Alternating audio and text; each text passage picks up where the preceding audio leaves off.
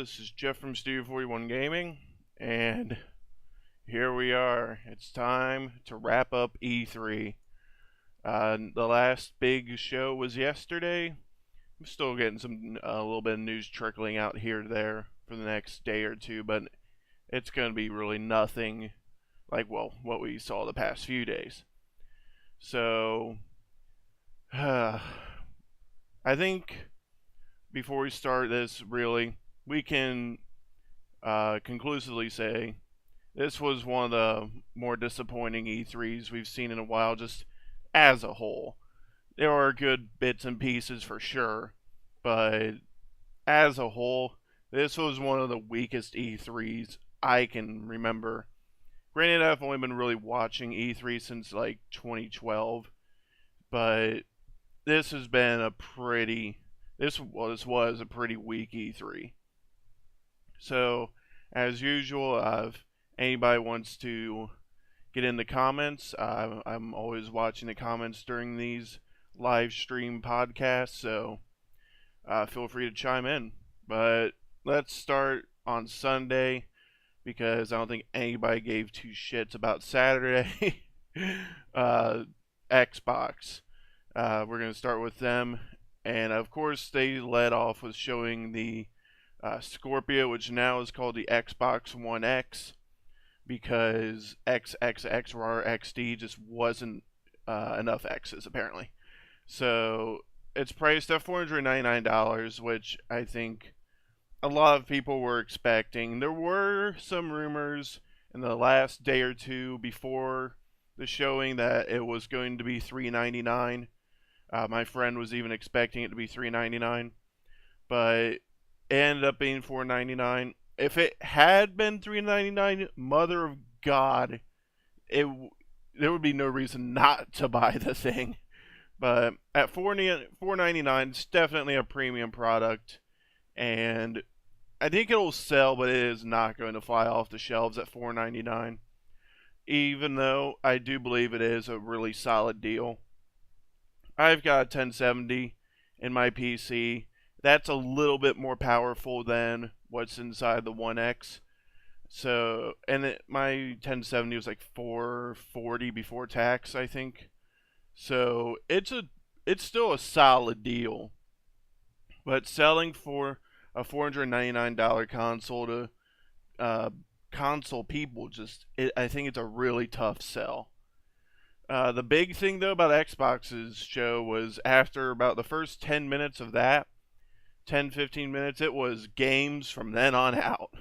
The highlight was, in terms of exclusives, let's just say that, because I think we all know what the actual highlight was, but in terms of exclusives, Sea of Thieves, hands down, that game looked like a real fun time. It says it's going to be out early 2018. I really hope that is true, because after the post-holiday rush that's going to be this year, early 2018 is going to look like a pretty good spot to drop a game. Crackdown 3 looked okay. Terry Crews, listen, the man can sell anything. So he was always a pleasure to see in absolutely anything. And he was great for Crackdown 3's little trailer they did. Unfortunately, Crackdown 3 itself was merely mad. They really didn't show the destructible environments that was going to really signify this game. And I had a feeling on the back of my head, ever since they announced that, I knew that was going to be a really tough thing to hold up. So I'm not. It's disappointing, but I'm not too shocked. State of Decay looked promising from the gameplay standpoint, but graphically, whoo boy, people called that a 360 game. That's an Xbox original game, and more on that in a second, obviously. But graphically, that game looked like hell. Obviously, the big news was Xbox original games backwards compatible. Just let me hit that real quick, since I inadvertently fell right into that. Original Xbox games backwards compatible. They announced it with Crimson Skies, which was one of the big launch titles, I think, for the original Xbox. Not a game that interests me too much, but I know that's probably a game that has a lot of hardcore fans. So it'll be interesting to see how well that does, and I really hope they get more people on board for the original Xbox games being backwards compatible. Cuphead looked pretty good. Uh, Graphically speaking, it's amazing. What those guys are able to accomplish with that old cartoony art style is nothing short of amazing, really.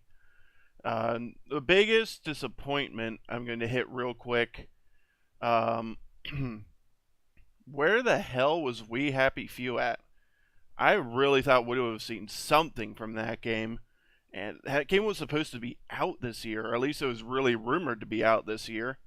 But nothing at all on We Happy Few. Really disappointing because that game looked amazing at last year's E3. And possibly the most surprising thing to come out of the Xbox show was The Last Night. That game looks like the Blade Runner sequel we never got. It looks amazing graphically. And not to mention it triggered Zoe Quinn. So that alone makes it worth buying. Apparently the guy who was making it was kind of sort of involved with Gamergate. So that triggered Zoe Quinn big time. So basically, just go buy it, just trigger her even more.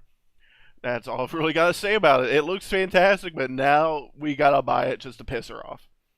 Forza 7 looked, well, like Forza. I'm not a huge racing sim guy, so it doesn't really affect me too much. If I'm going to play a Forza game, it's going to be the Horizon games.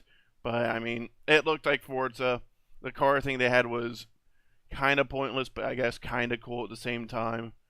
Then the big wrap-up of the show was Anthem. That game, oh boy, that game looks freaking amazing. But, big Kim Kardashian-sized butts. It's being made by BioWare. God damn it. God knows whatever those guys make right now is going, it deserves pause. And you really gotta just really gotta wait on those reviews and what people are saying about it, because, I mean, these are the people that made Mass Effect 3, Dragon Age Inquisition, Mass Effect Andromeda. They haven't made a good game in God knows how long.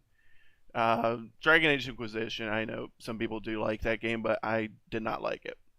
So, especially if it starts getting that hype whirlwind going up in the post-Destiny era, you gotta take pause and really look at some reviews, watch gameplay. Gameplay closer to launch, I should say. Because we all remember that Destiny freaking E3 trailer they showed when they first revealed the game looked like it was a completely freaking different game. So you really got to take pause with these action RPGs that are coming out recently. All around though, Xbox was a decent showing. I know a lot of people laid into it, but I think what came next really made it actually look a lot better. But I'm no problems with it. It wasn't amazing, but it wasn't bad. I gave it a C plus. It's all right. Nothing terrible. Nothing amazing. The most questionable showcasing came later that night with Bethesda. Okay, they revealed Wolfenstein 2, so they did something right. That automatically makes it not shit. But that was pretty much all they revealed. They apparently revealed the Evil Within 2. I saw like 2 posts on that, and then I haven't seen anything since. So that really speaks a lot about how received that game was. They released, or they showed some VR games for Fallout, Skyrim, and Doom. I'm not a VR guy. VR is still trying to get its legs under it, I think, so okay. Why was Bethesda... This did not deserve an E3 showcasing at all. So, this is a problem I really saw them having was, okay, they had an E3, they released Fallout, they announced Fallout, okay, that's worthy of an E3 showing, by itself because it's Fallout. But ever since then, it's like, what the hell are you what are you doing here? You didn't show anything for the next Elder Scrolls. No point in Bethesda being at E3 this year. It was really a waste of time. I'm not rating it because it's not a big 3. The most surprising showing of all things, I think, was Ubisoft. They showed an Assassin's Creed game that doesn't look like dog shit. Oh, happy days! Oh, Ubisoft, what year is it? Okay, this was technically shown during the Xbox showing, but since Ubisoft had their own show, I just lumped it over here. So, this game actually looks really freaking good. A good Assassin's Creed game in 2017. Who the hell would have thought? It looks awesome. The graphics look great. The different equipable pieces of gear. Fucking finally. I was waiting for them to finally throw in real RPG elements into Assassin's Creed. But the stealth looked fun. The environment looked really good. Just, it shows what you can do when you take a year off. Thank God, because this might actually revitalize an Assassin's Creed franchise that has been falling farther and farther away for the past probably like 5 or so years. And then the biggest shocker, not even the Assassin's Creed game was this surprising. Mario plus Rabbids equals XCOM. Who raise your freaking hands? Who the hell thought a Mario and Rabbids game was going to steal XCOM Enemy Unknown's gameplay? Put your hands down. You're a bunch of freaking liars. This, up to the point where it was announced, easily was the best game showed in E3. And it was only really a foreshadowing how the rest of Nintendo's show was going to go, or the rest of Nintendo's E3. But the combat looks amazing. That was unreal what they showed. And I just hope it has some difficulty to it, though, so they don't waste it. Because there's got to be some kind of serious, not XCOM Enemy Unknown serious, but it can't be a cakewalk throughout the entire thing. Otherwise, there's no point in putting this much work into your combat systems. It could get really boring if it doesn't have some kind of difficulty curve to it. But out of Ubisoft, however you want to pronounce the soft show, that was really all that interested me. But from those two games, Ubisoft is, give them a round of applause. They might be a really crappy company, but they showed some good stuff from what I saw that really got my interest. And then Sony happened. Oh, wow. I called it. I mean, I hate patting myself on the back sometimes, but I called it. And I think a lot of people really saw it coming. We hoped we would be wrong, but wow. Nobody was prepared for the Sony show. This was awful. Okay, I'll be the first to admit it, I didn't watch it. I was playing softball that night. I pulled something in my leg, so it really fucking sucks. But we had a good time. But I didn't watch the Sony show, but I was following it after I got home. And I was kept following the news updates. And then they were like, okay, then one of my friends who was watching, it was Chris. Chris was following it really hard because he loves the Spider-Man game. But he was following it. And then he was like, all right, it's over. That was it. I'm like, scrolling through. What? That's it? This was one of the worst, I think, E3s Sony has ever had. And probably one of the worst E3 showings anyone's ever had. They led with Horizon Zero Dawn DLC. How? It's E3. Show anything. Absolutely anything else besides DLC for your first thing to lead off. Anything at all would have been better. Knack 2. They apparently announced Knack 2. Lead with that, for God's sake. Don't lead with DLC. When you lead with DLC, you're just screwing yourself. And the only big announcement was a remaster of Shadow of the Colossus, a really, really more niche game. Oh, wow. And they showed trailers, and I think had a couple release windows or release dates for Spider-Man, God of War, the Uncharted spin-off. That was it. I guess we really should have seen it coming when the Kingdom Hearts 3 trailer was shown Friday or Saturday. Because that alone probably could have saved this show a little bit. But nope, Kingdom Hearts 3 trailer came out Friday or Saturday. God awful E3 showing from Sony.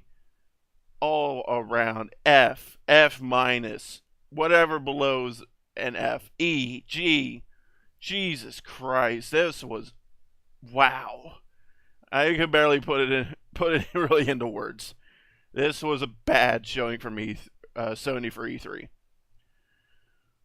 So who would save us? But fucking Nintendo.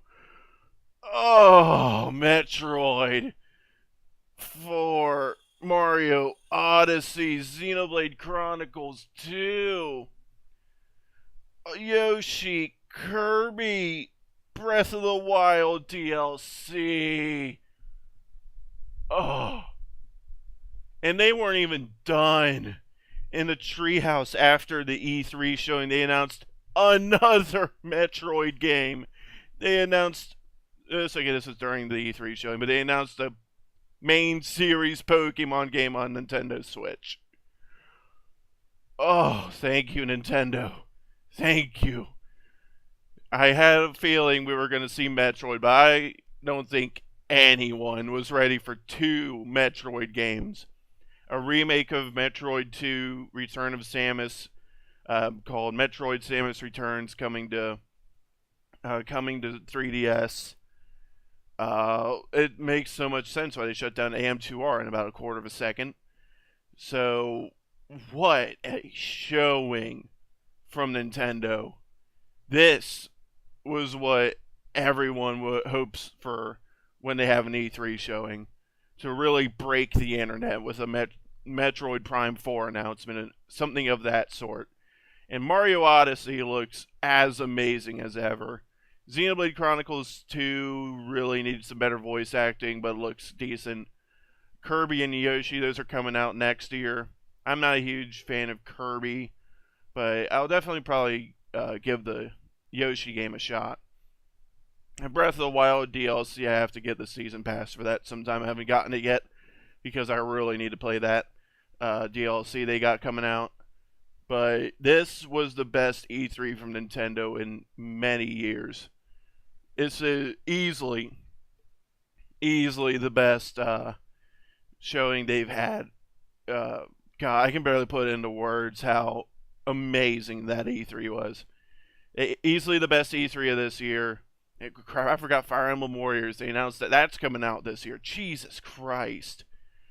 They have not one, not two, not three, not four, not five, but off the top of my head, 6 exclusives coming out from today, which ARMS came out on, through the end of the year. 1 every month. And that's not even counting Pokemon and Metroid. Metroid remakes coming out in September. Pokemon's out in October, November. Stop, Nintendo. I don't have that much money. I pre-ordered 3 games today, plus the Metroid and Samus amiibos. I know I'm not an amiibo guy, so when I get amiibos, you know they're good. Jesus, and there's still other games coming out. What a time to be a gamer this year. Jesus Christ, 2017. This is shaping up to be the best year since 2007 in terms of game quality so far. But what a year. Yeah, the E3 sucked, But I think E3s typically do end up being down when there's so many games coming out after, because everybody's blowing their wad this for the fall, so they're not all that's announcing is release dates. Everyone usually knows what's coming, but A plus showing from Nintendo, no doubt about it. Amazing E3 from them. F for Sony, they sucked. And then a decent showing from Microsoft. They basically won by not screwing up. Well, won over Sony, but Nintendo absolutely destroyed them both. So overall, mediocre E3. But if you're a Nintendo fan, oh, you just got it was like getting Christmas as a child. Nintendo killed it, absolutely killed it this E3. If you don't have a Switch, now is the time to invest, boys and girls. This was an epic showing from Nintendo. I can't say I'll say it a million times. As I'm buying all of their games and running out of money. So, thanks for listening. Thanks for, I don't know if you stared at my pictures of some of my favorite games. Thanks for watching, and oh man, I'm not going to have any money this fall and winter.